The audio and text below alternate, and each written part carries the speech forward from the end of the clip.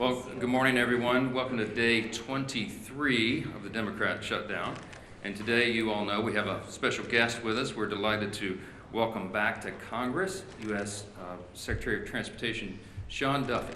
I enjoyed serving with him during my first few years here, and we're grateful he's serving our country in this very important position right now in these very challenging times. He's a very busy guy, but he'll give us a few minutes to give you an update here in just a moment. You'll hear directly from him about the very real and consequential ways that Americans are suffering right now because of the shutdown. I just wanted to give you a brief update, and then I'll turn it over to the Secretary. But by way of review, the reason that my colleagues and I have come in here every morning now during this painful Schumer shutdown is because we have to share the facts, and we have to share the simple truth with the American people. And why is that? Because the Democrats are working overtime to try to hide those facts and to try to distract from the very simple truth here. They want you to forget that just 5 Senate Democrats could reopen the government today. All we need is 5 of them. They try to pretend that their counter-proposal deal doesn't reinstate free health care for illegal aliens, $200 billion of taxpayer funds. They try to pretend that their counter-proposal would not send billions of dollars in wasteful spending for social projects in foreign countries overseas. They don't want you to look at the facts. They don't want you to look at the paperwork that they themselves filed as the counter-proposal. And they refuse to admit that this entire shutdown is one big political game to satisfy the radical Marxist base of their party. But that is exactly what is going on. And I want to be absolutely clear about this. Democrats would not have shut the government down this time if their political careers did not depend on it. And that is not some Republican talking point. That is the objective truth. If it wasn't already abundantly clear, the number 2 Democrat in the House yesterday openly admitted to that fact. Katherine Clark, as the House Democrat whip, she works right under Hakeem Jeffries as the number 1 Democrat, and she was in an interview and she said to one of your colleagues sitting here on the front row, quote, "Of course there will be families that are going to suffer, but this is one of the few leverage times we have," unquote. It's shocking to hear them say that out loud. By her own admission, she knows that the American people are suffering. Democrats know that millions of federal workers are desperate for their paychecks. They know that thousands of flights have been delayed.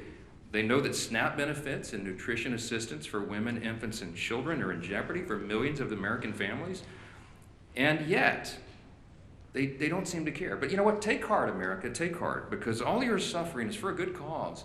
It's for the Democrats' political leverage. That's what the number 2 Democrat said here yesterday. It is utterly shameful. The obvious truth is that only a Democrat could get away with saying such abhorrent things without the media batting its eye. I guarantee you, if the tables were turned, if the Republicans were the ones holding the country hostage and openly admitting to it, it would be absolutely explosive. It would be wall-to-wall coverage, and everybody in this room knows that. Every single mainstream media outlet, every newspaper in America, every single day would have that on the top fold as the big headline. But of course, that's not what's happening right now. Coverage of all this has been sporadic and almost every time spun to try to somehow favor the Democrats who have put us in this mess. Democrats own this. They've said so themselves, and you just have to listen to their own words. Don't listen to us. Chuck Schumer himself said infamously, "Every day of the shutdown gets better for us," meaning the Democrats. And then you had the Democrat whip here say yesterday, openly admitted, they're holding the country hostage for their political leverage. They're perfectly fine with that. They're perfectly okay with real pain being felt by real Americans as long as it helps their political agenda as they see it, as long as they can force $1.5 trillion new dollars in spending on America and get illegal aliens back on health care funded by U.S. citizens. That's their counter-proposal. And largely, so many in the media are turning a blind eye to that. Well, as I said earlier, we've stood up here every day and talked to you about some of the terribly harmful effects that the Democrat shutdown is causing on Americans. We talked about troops at risk of missing their next paycheck. The nutrition assistance for women, infants, and children is under threat. Now, SNAP benefits will not be sent to those who truly need it. But there's another very important group of federal employees that we want to highlight today because they also aren't getting paid and the consequences are being felt around the country. Air traffic controllers, some people call the policemen of our skies, they have been showing up at work without pay. And news reports have suggested that these men and women are seeking outside employment just to keep their families afloat. Some of them are working these long shifts, and then they're hopping in a car and driving for Uber, or they're delivering for DoorDash all night. And you just have to think about what a heavy thing that is. These men and women have one of the most stressful jobs in America. They cannot be 99.5% accurate or 99.9% accurate. They have to be 100% accurate 24 hours a day, 7 days a week. And now they're being forced to work longer hours, take on multiple jobs, and maintain the same level of excellence, again, all while Democrats hold their paychecks hostage. This is what one air traffic controller said in their own words in an article, quote, "The financial anxiety doesn't just hurt morale, it directly affects safety. When someone responsible for thousands of lives a day is worrying about whether they can pay rent or feed their kids, focus suffers. Controllers were already underwater with pay and staffing before the shutdown, and now we're drowning," unquote. As a reminder, and this is pretty ominous, but you remember the article a few days ago where the Democrats were quoted saying they won't reopen the government unless, quote, "planes are falling out of the sky," unquote. We pray to God it doesn't come to that, obviously. But the longer this shutdown goes on, and as fewer air traffic controllers show up to work, the safety of the American people is thrown further into jeopardy. Now, I'm heartened that we have a leader like Secretary Duffy. He has an extraordinary team. We have extraordinary air traffic controllers in this country, and they are maintaining the safety against incredible odds. But right now, there are 13,000 air traffic controllers and more than 50,000 TSA officers who are showing up to work without pay. Our Secretary Duffy's doing a great job to triage this. But he noted that normally just 5% of flight delays are the result of staffing shortages. Right now, that number, at least 2 days ago, was 53%. According to online flight tracking databases, there were 19,000 delayed flights from Saturday to Monday, and an additional 1,600 canceled flights during that same period. That number is only going to increase as the Democrat shutdown continues, especially as air traffic controllers are set to miss another paycheck on October 28th. We are rounding into a holiday season, as we all know, and we're in the middle of the height of the football season. This is peak travel time for the U.S. Hundreds of thousands of Americans are going to travel to football games this weekend, for example. And if the current trajectory continues, many Americans could miss watching their favorite teams and reconnecting with friends and family.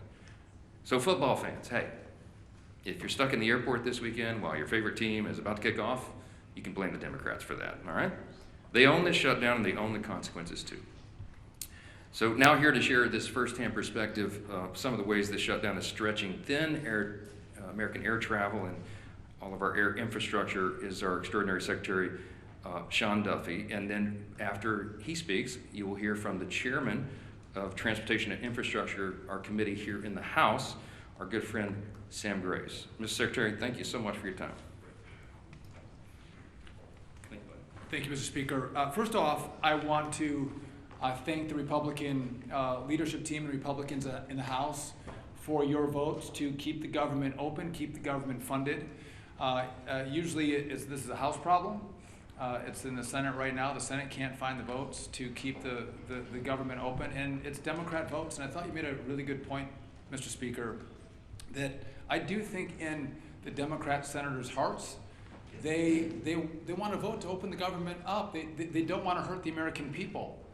But we've seen they have a radical base, a base that's out of control. And if they vote to open up the government, what's going to happen is they are going to be primaried. They are going to be attacked. Maybe their funding might dry up. And so this shutdown is not about the American people, not about the pain that America experiences because of the shutdown. This is because Democrats are concerned about their own hide, and they've sold the country to the most radical element of their country. And I think that's really shameful. It's too bad. I also want to thank the Congress, led by Sam Graves. Many of you have seen what's happened with our air traffic control system. It's old, it's antiquated, it's safe, but it has to be massively rebuilt. We need a new system, and I want to thank the House for leading that effort. We've asked for $31.5 billion. We got a down payment of $12.5 billion to begin that really important work. Before the shutdown, we have crafted our teams in a way that can keep that work moving forward. It doesn't stop during the shutdown because, again, 6 months from now, you all won't care that Democrats shut the government down. You'll want to know what the results are and the progress of building this new system. So that is still operational. But I do want to talk about air traffic controllers for a moment because I think this is incredibly important. They're angry. I've gone to a number of different towers over the course of the last week to 10 days. They're frustrated. They're frustrated that the Congress is focused, at least in the Senate, on paying for health care benefits for illegals as opposed to paying their paychecks for the great work that they provide to the American people. That makes them angry. You've seen, as the speaker mentioned, across the national airspace, we see there's certain centers or TRACONs or towers where we'll see a lower staffing. When we have lower staffing, what happens is you'll see delays or cancellations. But it's not one tower, it's not one TRACON, it's not one center, it's maybe one center one day, it's a TRACON another day, it's kind of moving throughout the national airspace. But it's causing disruptions. So a week ago, last Tuesday, air traffic controllers got 90% of their pay because that paycheck came from most of it for the work they did in September. So they got most of the money. Next Tuesday is the first paycheck that they will not receive for the work that they did in October. And to the speaker's point, we have air traffic controllers who work more than 5 days a week. They work 6 days a week to make sure they can cover air travel throughout the country. And so if you have a controller that's working 6 days a week, but has to think about how am I going to pay the mortgage, how am I going to make the car payment, how am I going to put food on my kid's table, they have to make choices. And the choices they're making is to take a second job. Well, I don't want my air traffic controllers to take a second job. I want them to do one job. I don't want them delivering for DoorDash. I don't want them driving Uber. I want them coming to their facilities and controlling the airspace. But they're having to make decisions about how they spend their time to make sure they put food on their table, feed their kids, and support their family members. I want to make one other point really clear. Some have asked about safety, or you maybe ask me if I'll let you give me some questions. Safety is paramount for us. And so if we don't have the staffing levels in a tower, TRACON, or center, you will see us delay traffic. You will see us cancel flights. Because I want you to get to where you're going. I want America to get to their destination and get there safely. And it's not moving as many flights as possible. It's moving as many flights as possible safely. That is our mission. That is our number one goal. And if we can't do that, you'll see the flights come down. You will see the delays and you'll see the cancellations. One other problem that I want to address that we're seeing now in the shutdown, you've seen that we don't have enough air traffic controllers. We're 2,000 or 3,000 air traffic controllers short. And so what I've done is I've developed a plan to supercharge air traffic controllers into our system. The president said, bring in the best and the brightest, young men and women to work in this space, which is what we've done. We've shortened the timeline from testing to get into to our facility where we train our air traffic controllers in Oklahoma City. Shorten the timeline. Get the best and the brightest. The highest test scores come in first. And that's what we've done. It's going to be a multi-year process to make up the shortfall that we have in the system. But I'm getting word now from Oklahoma City where I have young air traffic controller students who are now telling me, what the hell am I doing? Why am I going to take this job? They're thinking about leaving the academy, smart young men and women, because they don't want to work for a system that won't pay them, that doesn't guarantee them a paycheck. And their paychecks are at risk. We pay those controllers as they go through the academy. We don't pay them a lot of money either. They rely on that. And when that money doesn't come, it creates not just disruptions for when Democrats in the Senate decide to forego the crazy left and actually fight for America. That's problems that ricochet in the months, in the years to come.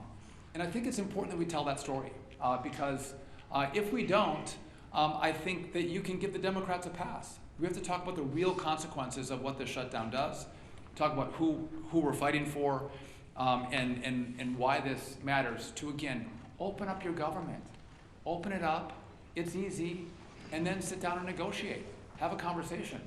But to allow the radical element in the Senate to hold America hostage, I think would be shameful. That's not how we operate. We don't negotiate when that is the structure set by Democrats.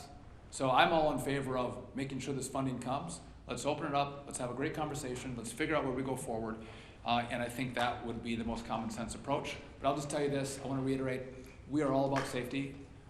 And we will make sure we work every day on that part of our job. But again, I can't guarantee you that your flight's going to be on time. I can't guarantee you that your flight's not going to be canceled. It's going to depend on our air traffic controllers coming in to work every single day. And again, my message to them is, one, thank you for coming and working. We appreciate that.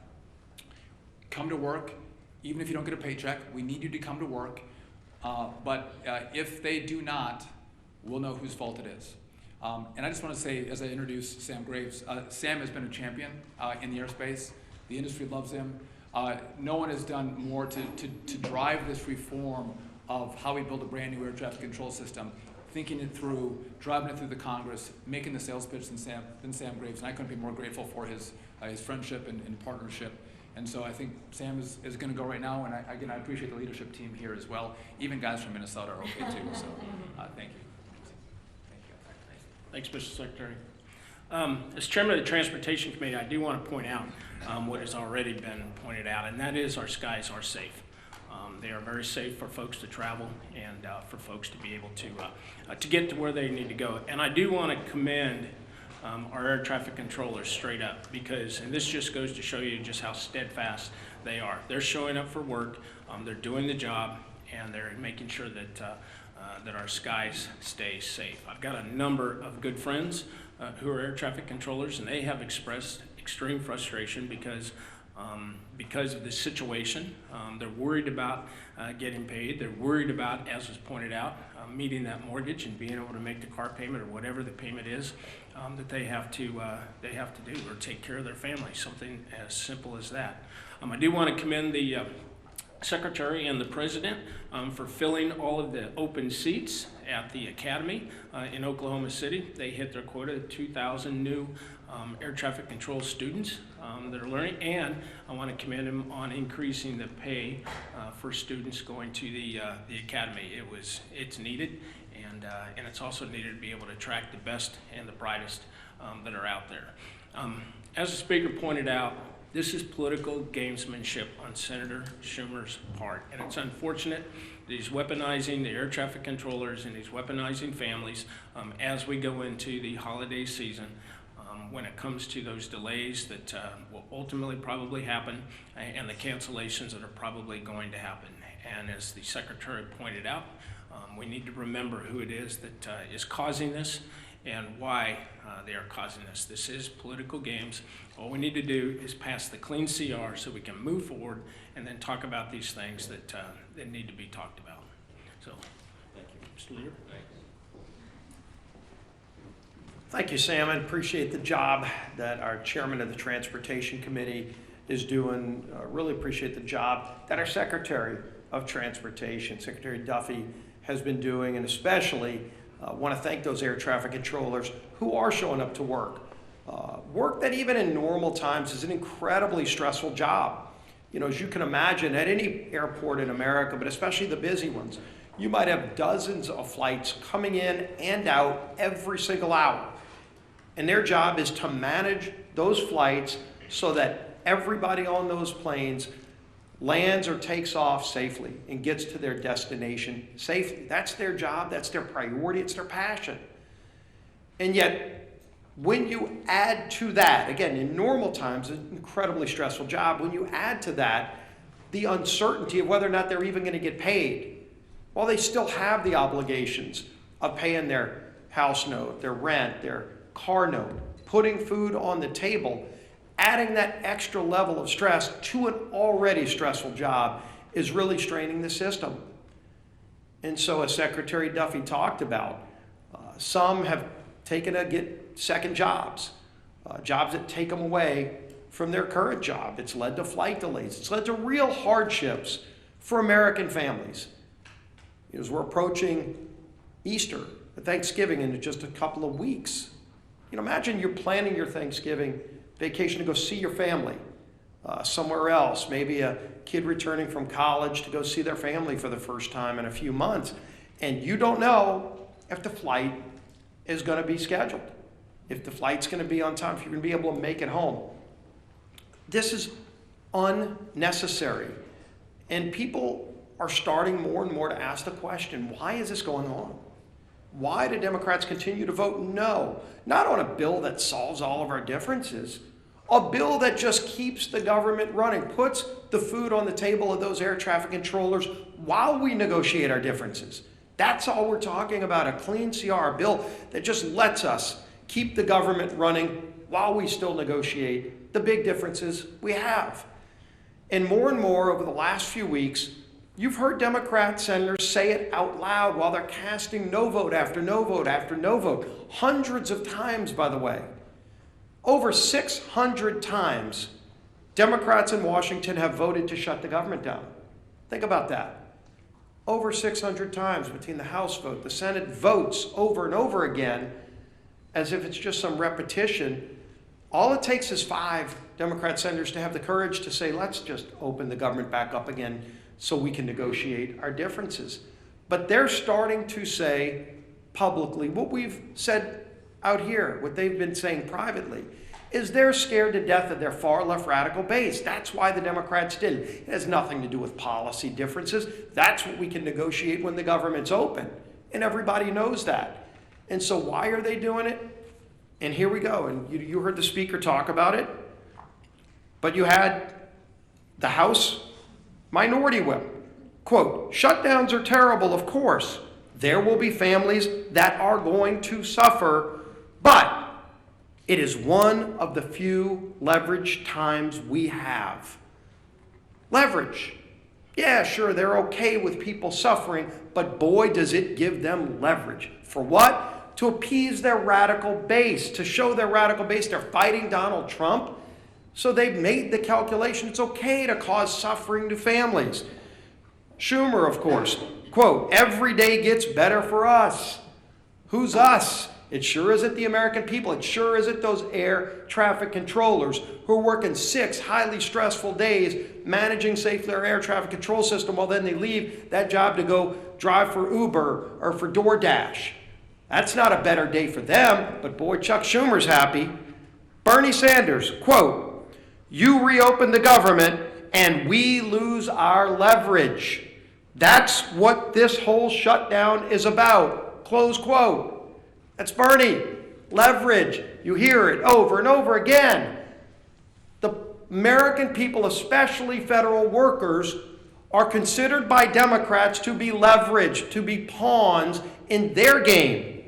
Senator Coons, quote, the point of this shutdown is not just suffering for suffering's sake, but to make a point. What point? A point that you can cause suffering on other people so you can get leverage to go back home to Los Angeles or San Francisco or New York City and show the socialists, look at me, I've made Donald Trump, have to go and move some money around to figure out a way to pay federal employees. I'm creating chaos in Washington. That's what they want to do. That's their leverage. So they can get some pat on the back from socialists and Marxists who want chaos in America. It's disgraceful.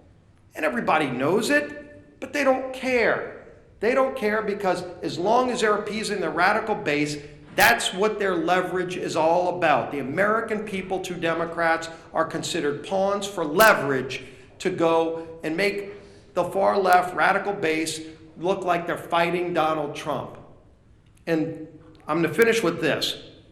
Air traffic controllers, again, as Secretary Duffy, as Chairman Graves have talked about. Right now, 13,000 air traffic controllers are working without pay. 13,000.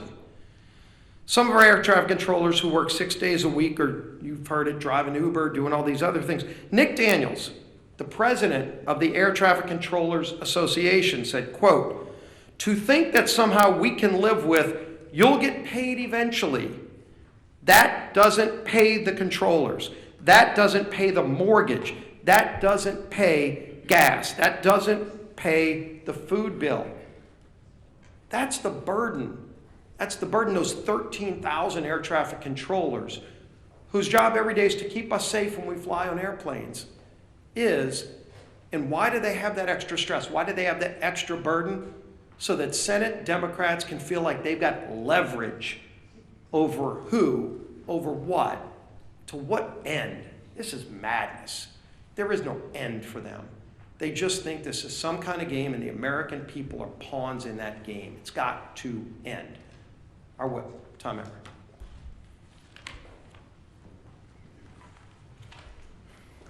Shutdowns are terrible. Of course, there will be families that are going to suffer. We take that responsibility seriously. But it is one of the few leverage times we have. You've heard that 3 times now. A direct quote from the number 2 Democrat in the House, Katherine Clark. Meanwhile, in Massachusetts, which is Katherine Clark's home state, 45,000 federal workers are being forced to figure out how they're going to pay their bills next week. More than 1 million SNAP enrollees and 123,000 women, infant, and children who require nutritional assistance, they're going to be impacted, Catherine. Telehealth services and a home hospital program have been put on pause. Tens of thousands of travelers who come through Massachusetts airports are at risk of experiencing flight cancellations and delays, as you heard from the secretary this morning.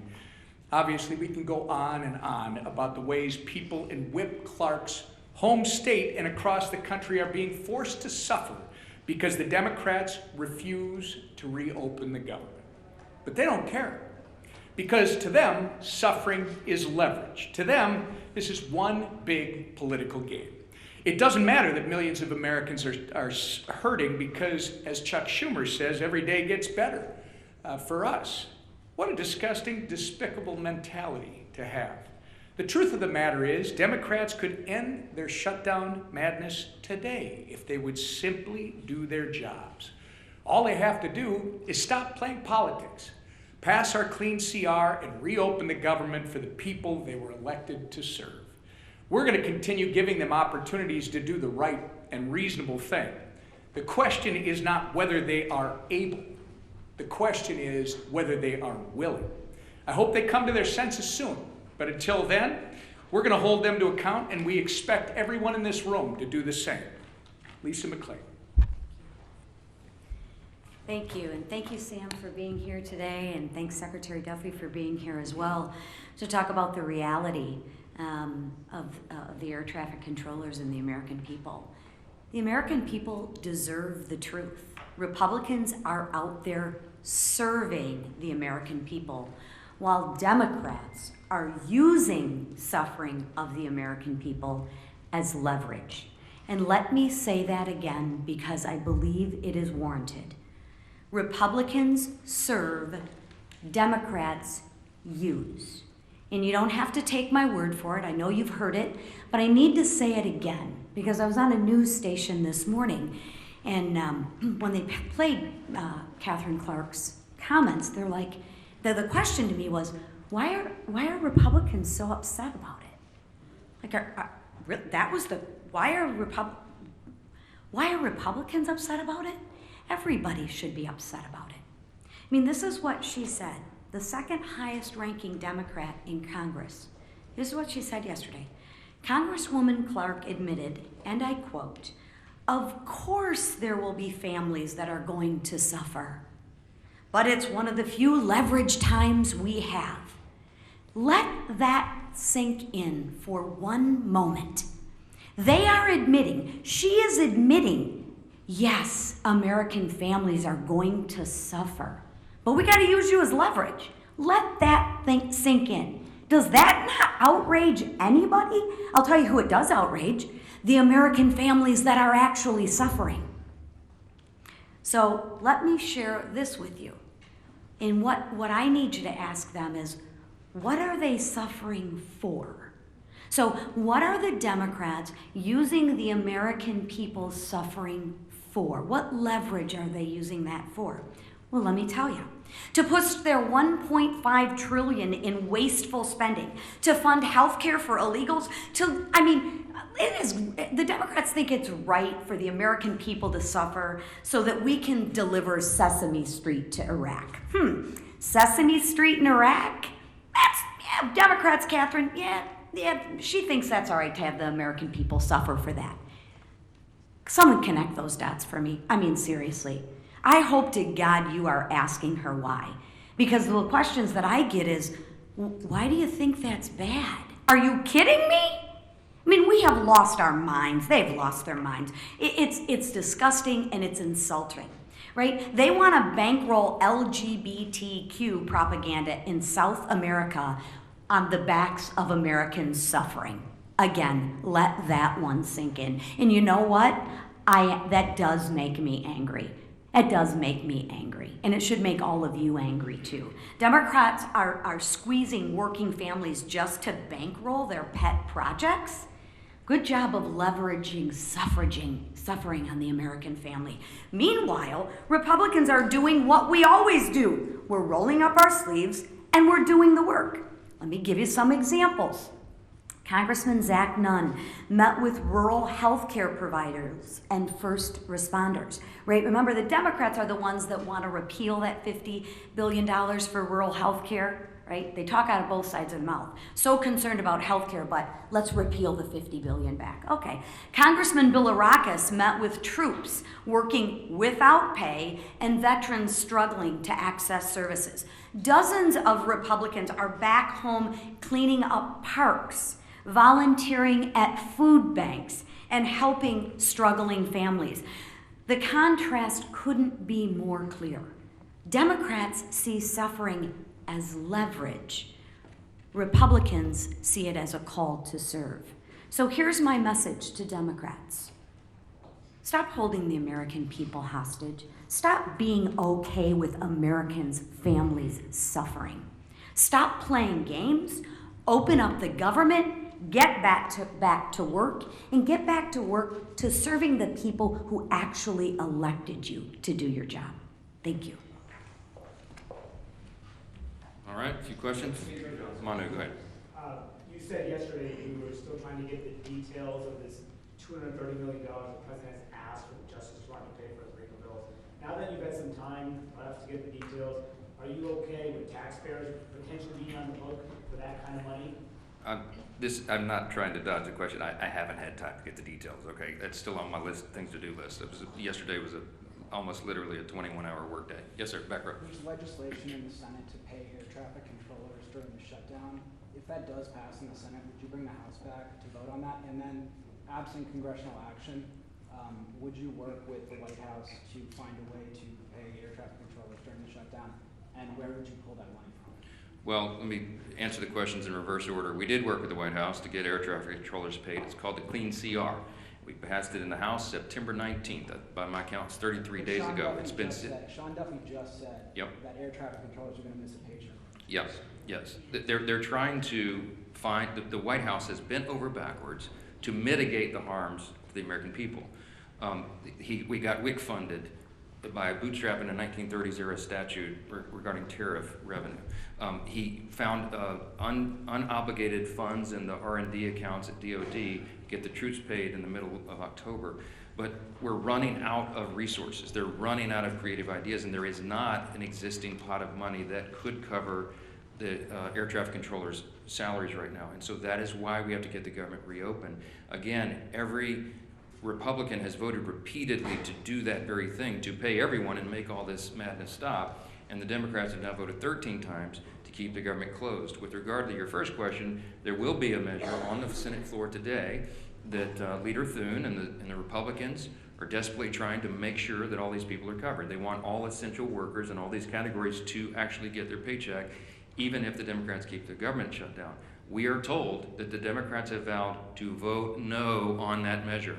So they will not vote today, that's what we understand to be the case, they will vote against restoring paychecks to troops, Border Patrol agents, air traffic controllers, TSA agents, and all the rest. And it's unconscionable to us, but again, it's another step in their political game as they're using all of these people, hardworking Americans and their families, as leverage for their political purposes to cover their own tails with the radical left. Chad? If it's so important to pay the air traffic controllers, you said you want to see what happens to this now. Why wouldn't you commit right now and say, we're going to have the House back in session, we're going to vote? Because you know as well as I do, sometimes when one body moves something, it gives emphasis to the other body. Well, no, I don't know that. We just demonstrated it's not true, Chad. We passed the CR to get everybody paid. If I brought everybody back right now and we voted on a measure to do this, to pay essential workers, it would be spiked in the Senate. They're going to show you this afternoon that they would spike that bill. So it would be a waste of our time, and it would take the pressure off Chuck Schumer to get his job done and open the government again. This is what's so infuriating to us. Yes, sir. You said yesterday that this needs to be assessed on a day-by-day basis. Now we're on day 23. Has the needle moved at all between the last 24 hours, and what's it look like the next week or so? Well, look, we do assess it day by day, hour by hour, because if you remember, the original CR was going to extend and allow 7 additional weeks for us to finish the appropriations process to November 21. Well, now they've eaten up, the month of October, and we're getting closer and closer to that deadline, and so it is something that we take into account. It's a day-by-day evaluation. I will tell you that appropriators are working right now, even though we're not on the House floor, and they're preparing the next batch of bills, and there's discussions going on at the leadership level and among appropriators across chambers and across the aisle, because they're serious people that understand we have to do serious work, and so we continue to evaluate it. But our plea today is to the Democrats: please, 5 centrists in the Senate, do the right thing. You know what the right thing is. Play the tape. You can find a floor speech or media interview with every single Democrat in the Senate. Every single one of them have given impassioned speeches. We could come up here and lieu of a press conference and show you their own words where they say that this should never happen, that it would be harmful to the country and harmful to people, and now they're saying they don't care. They know better. They know in their hearts this is wrong, and we're asking them to stop it. Back row. Last question. Speaker Johnson, Louisiana and a lot of other states have warned SNAP recipients they won't get benefits next month. Reportedly, Senate Republicans are considering a bill standalone on that. If they did pass it, would you be open to doing so here? If the Senate passes the bill, then the House will address that. I've talked to my Governor Jeff Landry in Louisiana, who greatly laments.